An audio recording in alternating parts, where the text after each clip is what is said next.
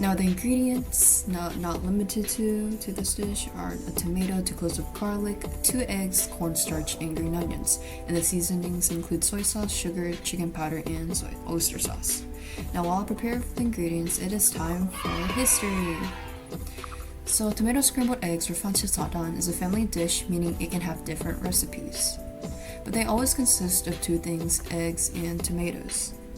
Tomato scrambled eggs started existing near the end of the Qing dynasty and the beginning of the Republic of China, which is around the 1910s, and a huge factor that started the dish's existence is the increase of Western restaurants in the country. Now before tomatoes were seen as a Western thing, many Chinese did not incorporate into their diets. However, by the 1940s, tomato scrambled eggs became a popular dish many enjoyed. Now the first technique is making cornstarch water and adding it to the dish. Adding cornstarch water gives the dish a unique but tasty texture, and all it needs is a 1-to-1 ratio of cornstarch and water. Here's what the ingredients should look like. All I did was whisk the eggs and chop up everything else. Now to start cooking, we just add oil to the pan until the bottom is filled, and just add the eggs to the pan. Now make sure before adding the eggs to make sure the heat is on high and the pan is steaming. If done right, the eggs should be fluffy like that. Now it's a sort of technique too, since we're trying to make the eggs as fluffy and appetizing as possible. Now after the eggs can hold their shape, it is time to transfer them to a plate and start cooking the tomatoes.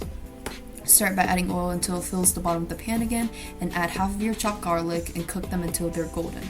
Then you add your tomatoes to the pan and start mixing. You can add water to the pan when necessary so the tomatoes do not burn, and do not be scared to add a lot of water because we want the tomatoes to let the flavor out.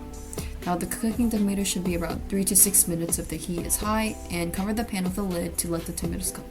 After a minute of simmering, add 1 tablespoon chicken powder, and next add 1 tablespoon of sugar. Start mixing to really get all the flavors in, and then add 1 tablespoon of oyster sauce. Now do not mind me, I could not squeeze it out with one hand, so I just estimated. Now add the cornstarch water you made earlier,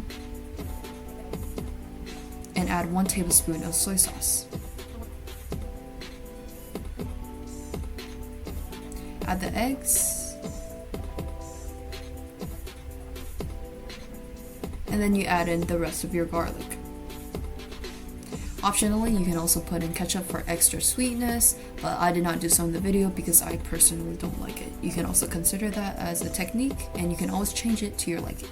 Now another technique of mine is adding a splash of cooking wine, because I personally love how it brings out the flavor of the dish.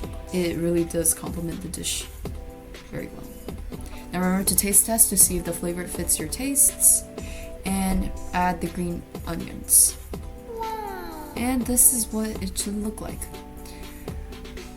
Typically, the best way to eat this dish is with rice. And that is all. I hope you all learned something and enjoy this dish as much as I do. Thank you for watching. Bye.